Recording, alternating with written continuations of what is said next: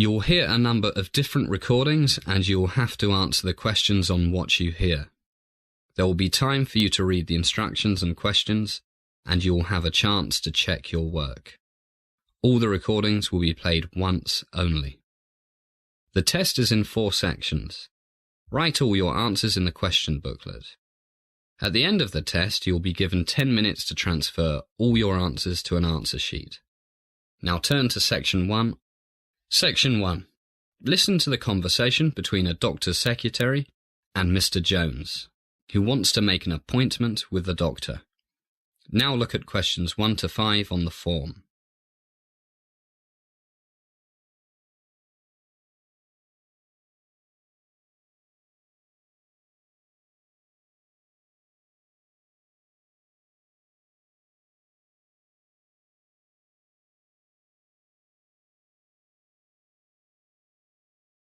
You will see that there is an example which has been done for you. On this occasion only, the conversation relating to this will be played first and repeated. Good morning, Dr. Ritter's office. Can I help you? Hi. Yes, I'd like to make an appointment to come in for a checkup, please. OK. May I have your name, please? Yes, it's Jones, Peter Jones. And you want a medical examination? That's right. Now we shall begin. You should answer the questions as you listen because you will not hear the recording a second time. First, you have another chance to look at questions 1 to 5. Listen carefully and answer questions 1 to 5. Good morning, Dr. Ritter's office. Can I help you? Hi. Yes, I'd like to make an appointment to come in for a checkup, please. OK. May I have your name, please? Yes, it's Jones, Peter Jones. And you want a medical examination? That's right. By the way, my name's Rebecca. I'm Dr. Ritter's secretary. Have you seen Dr. Ritter before, Mr. Jones? Actually, no, Rebecca. We've only just moved to Los Angeles 2 days ago. Great. Welcome to LA, Mr. Jones. Thank you. When would you like to come in? Any time this week would be fine. I don't have to go into office until next Monday. OK, let me see. But first, to see how long you'll need, could you tell me why you need the medical? My insurance company needs it, and my company's, we're in real estate. Medical insurance also wants me to have one. Kind of killing 2 birds with 1 stone. Sure is. Insurance companies want a fairly complete examination, so that means you'll have to come in the morning, and don't eat or drink anything after midnight the night before. No problem. Let me see. Would 9 a.m. Thursday be convenient? 9 a.m. Thursday. No problem. Oh, I forgot. We have a meeting with my children's new headmaster that morning. That's at 11. Look at questions 6 to 10.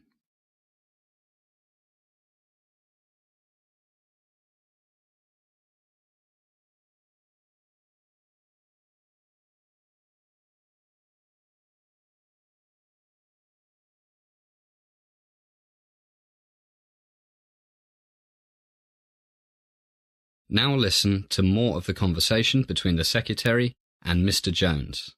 Then answer questions 6 to 10. What school is that? Beverly Hills High School. Oh, that's no problem. The whole examination will take about an hour, maybe a bit more, and the school is only 2 blocks from here, a 3-minute walk, so you'll have plenty of time. That's good. So 9 a.m. Thursday. You got it. Now, to save time when you get here, I'll ask you a few questions. Fire away. First, what is your personal medical insurance company, Mr. Jones? Blue Cross. Blue Cross. And how old are you? 46 today. Happy birthday. Having a big party? Not really. We don't know anybody here yet, except for 2 neighbours. I think my family planned to take me out to dinner. A secret surprise, hey? OK, back to Blue Cross. I'm just checking what they need. Let's see. Blood pressure, standard blood and urine tests, cholesterol levels, ECG, checking for diabetes, heart disease, the usual things. Do you have a medical condition at the moment, Mr. Jones? None at all. Touch wood. Fit as a fiddle. That's great. I'm sure you'll stay that way. And do you know the name of your company's health plan?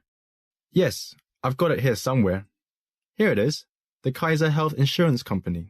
Kaiser, yes. They need the same information as Blue Cross, so, as you said, killing 2 birds with 1 stone. That's right. And can I have your telephone number, Mr. Jones? Sure. My cell phone is 13805 56721. 13805 56721. Right. And my home number is area code 805 523 0296. 805 523 0296. And do you have email? Yes, the address is pjones12@hotspot.com. pjones12@hotspot.com. That's it. Well, that's all I need for now. See you Thursday, Mr. Jones. Sure thing, Rebecca. See you then. Bye. Bye. That is the end of section 1. You now have some time to check your answers.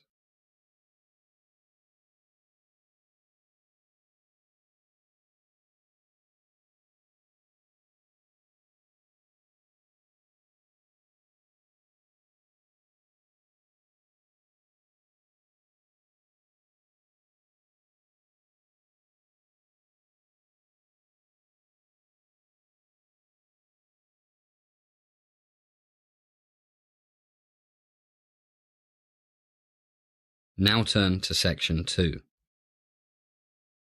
Section 2. You are going to hear an introduction to a group tour to Australia by a travel company manager.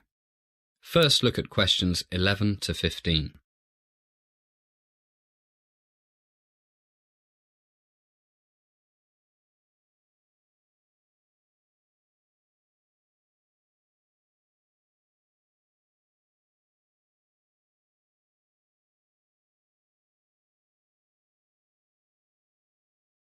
As you listen to the first part of the talk, answer questions 11 to 15.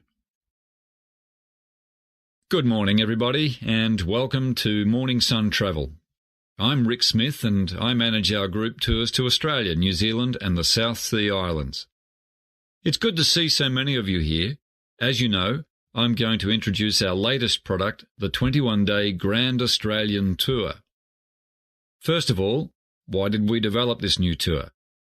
Well, our 2-week Aussie tours have proved really popular over the past few years, so after doing some market research, we found that there's a demand for a longer tour.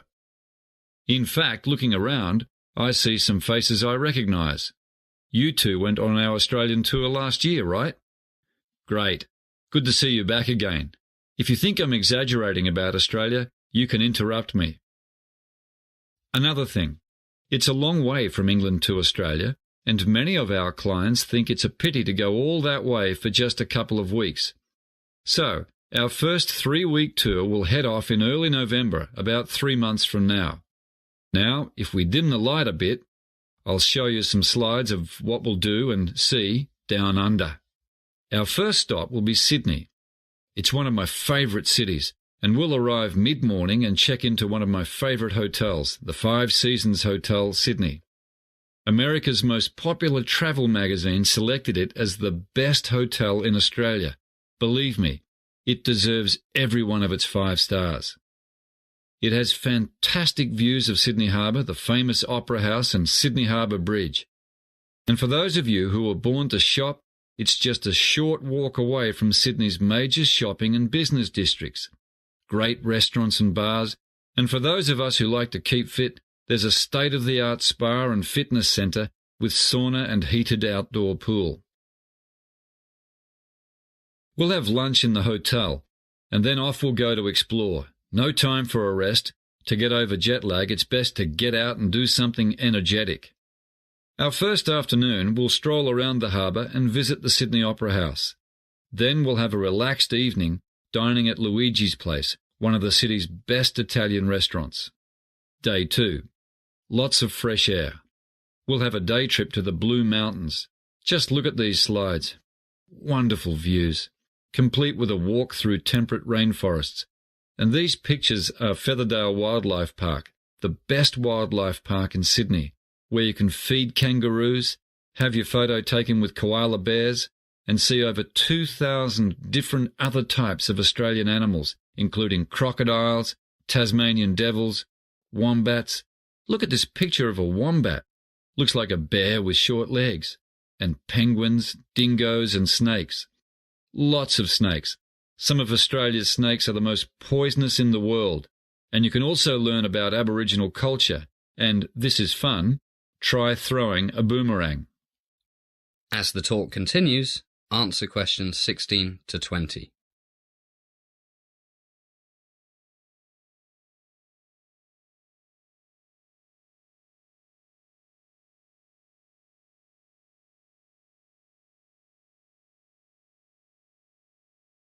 And look at these slides. Australia's Grand Canyon, the Megalong and Jamison Valleys. Incredible! On the way back, we'll get in our bus and stop at the Sydney 2000 Olympic site, where you can see Stadium Australia, the Superdome, the Aquatic Centre, the Olympic Village, and lots more. So, day 2, great day. But that's not all. After that, we'll take a cruise down the Parramatta River, under the Sydney Harbour Bridge, and into Sydney Harbour. Any questions so far? Okay, let's see what we'll be doing on day 3. Anyone flown in a seaplane? Just a few of you. Well, a visit to Sydney would not be complete without viewing the world-famous Bondi Beach from 500 feet in the air, and this is a picture of Bondi Beach. We take off from Rose Bay, which is not far from our hotel. This should be a slide of Rose Bay. Yes, it is. You can see the seaplane taking off. Then we fly down the coast to Bondi Beach. Look at that surf. Returning back up the coast, we fly over Manly and Long Reef before returning to the harbour, climbing to a height of 1,000 feet for a vista of Sydney Harbour, which will take your breath away. Look at this slide. And this one. Wow! And then back to Rose Bay. Then it'll be time for lunch in Chinatown. That's a great thing about Australia.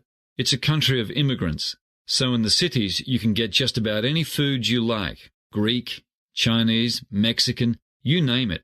And perhaps you'd like to try kangaroo meat, very low fat. And after a big lunch, we'll go to walk it off in Luna Park. I can't begin to tell you how much there is to see and do here. We'll just run through a few slides. Picture's worth 1,000 words, as they say, to give you an idea. Hey, I see the coffee's here. It's a bit early, not to worry. Let's all grab a cup now, and then we'll move on to Melbourne, then the Great Barrier Reef, and all the other great places on the itinerary. That is the end of section 2. You now have some time to check your answers.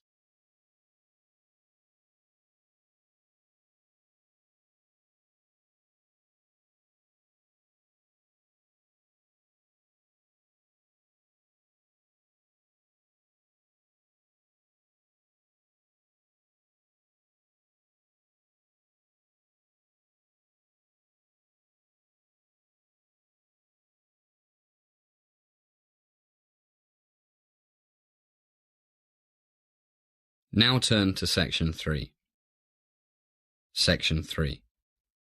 Listen to the conversation between Bill and Anne, 2 students who are discussing the talks they have to present to their social psychology class. First, listen to the first part of the conversation and answer questions 21 to 25. You now have some time to read questions 21 to 25.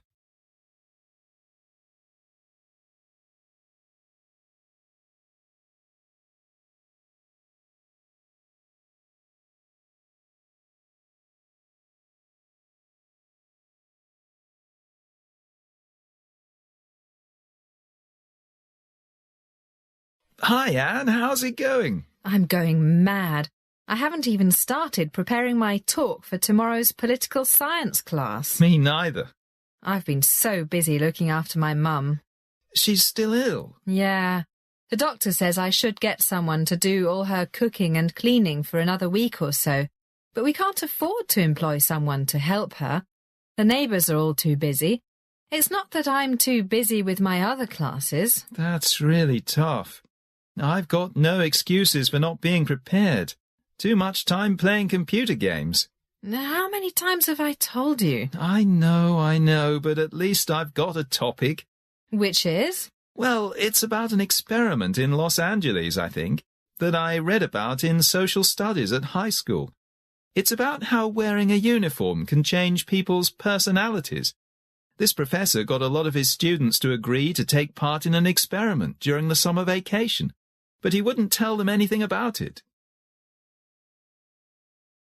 As the conversation continues, answer questions 26 to 30. You now have some time to read questions 26 to 30.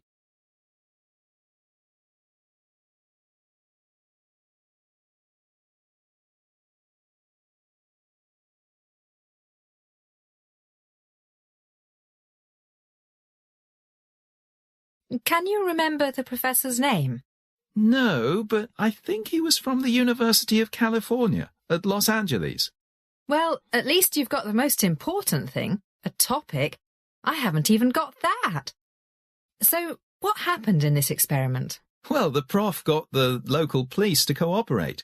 One night, they went to about 20 students and arrested them. Poor guys didn't have a clue what for. And they didn't know it was the experiment they had volunteered for? They had no idea.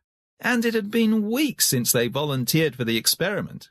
Anyway, the cops took them to a school building that had been made to look like the inside of a prison or a police station. Can't remember. It's not important. And what happened then? Did they get charged or something?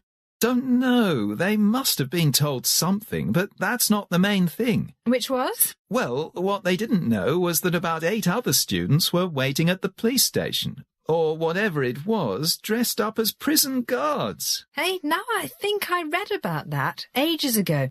The experiment took place in the early 70s, and the students dressed as prison guards were told to act like prison guards. I've just thought of something. Did the arrested students know the other students? I don't know. I wouldn't have thought so. No, different schools, because otherwise the ones who thought they'd been arrested might have realised it was the experiment they had signed up for. Guess you're right. But then what happened? Remember? Yeah, the guards really got into it and started treating the other guys like they see on the movies, making them do press-ups, cutting their hair really short, not letting them sleep. A real power trip. The poor guys were terrified. Yeah. The experiment was supposed to last for a week, but things got out of control, remember? The guys who thought they were prisoners, not guards, started having nervous breakdowns. Hey, look at the time. I gotta go. At least you've got something to talk about. How role-playing can get real, especially when we put uniforms on. Yeah, and the students were normal, nice guys. Who didn't waste time with computer games. That is the end of section 3. You now have half a minute to check your answers.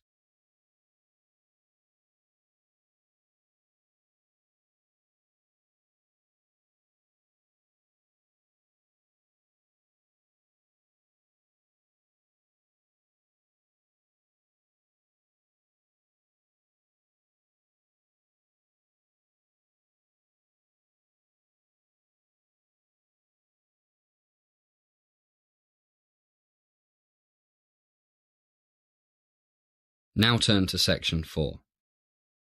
Section 4. You are going to hear a lecture about sales and marketing. You now have some time to read questions 31 to 40.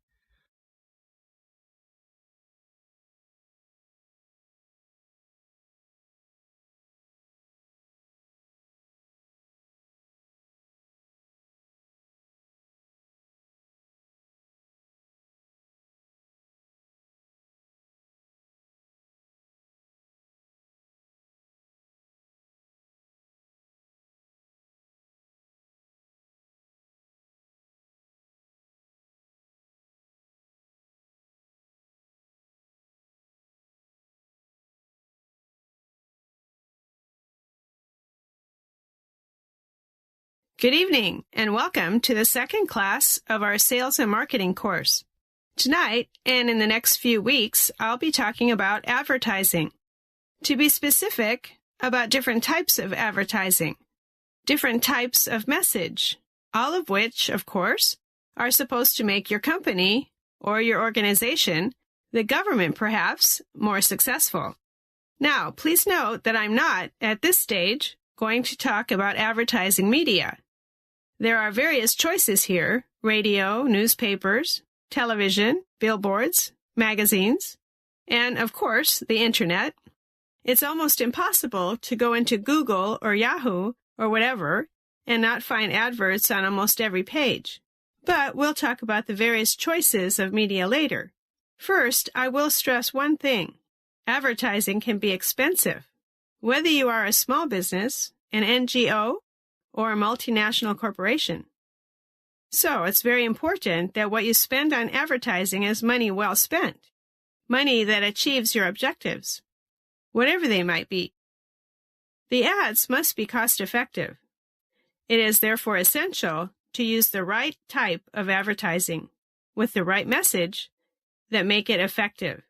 There are several types of advertising, aiming to promote one, sometimes more, of the following things: brand name, company image, a product, a service rather than a product, or a group, like a manufacturers association or a cooperative.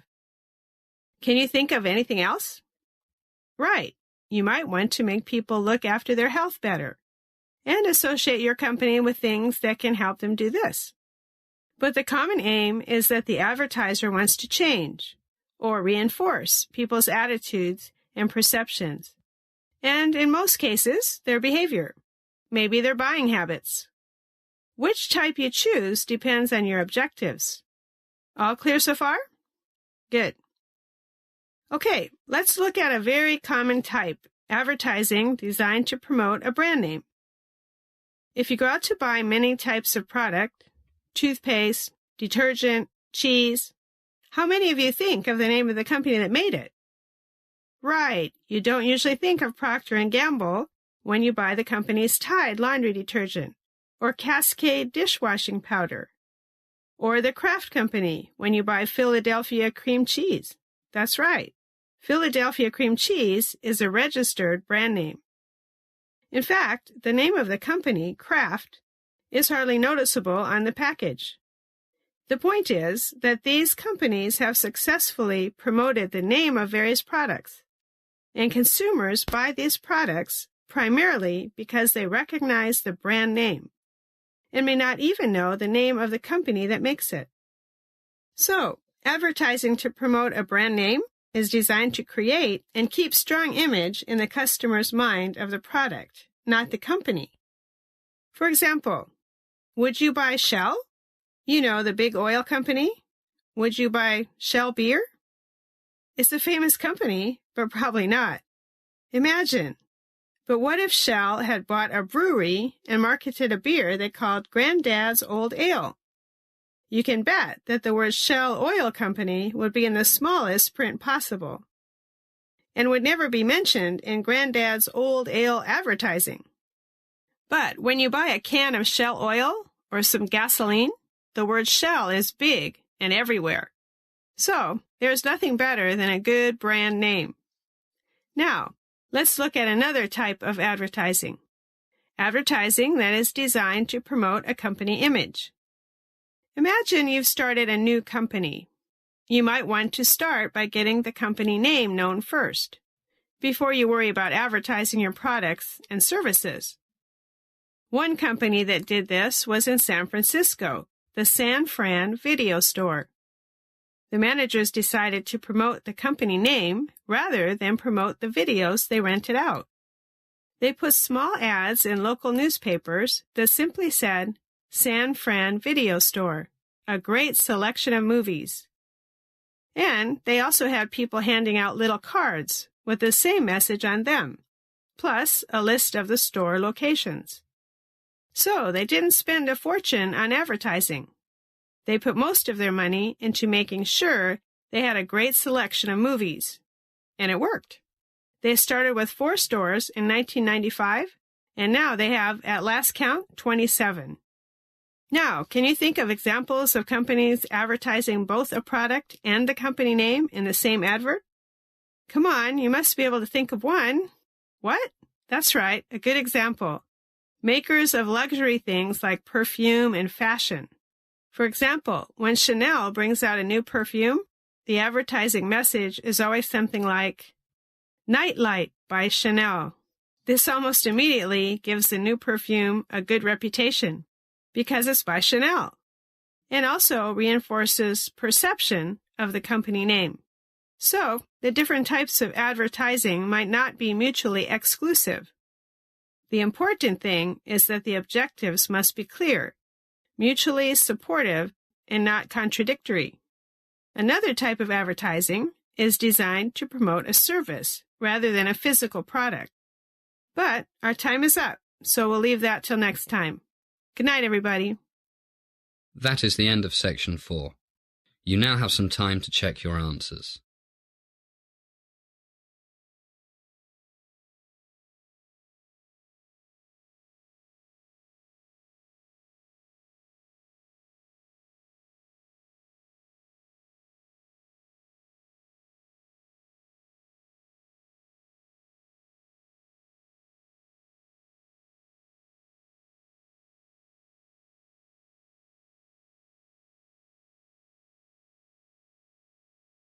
That is the end of Ielts listening.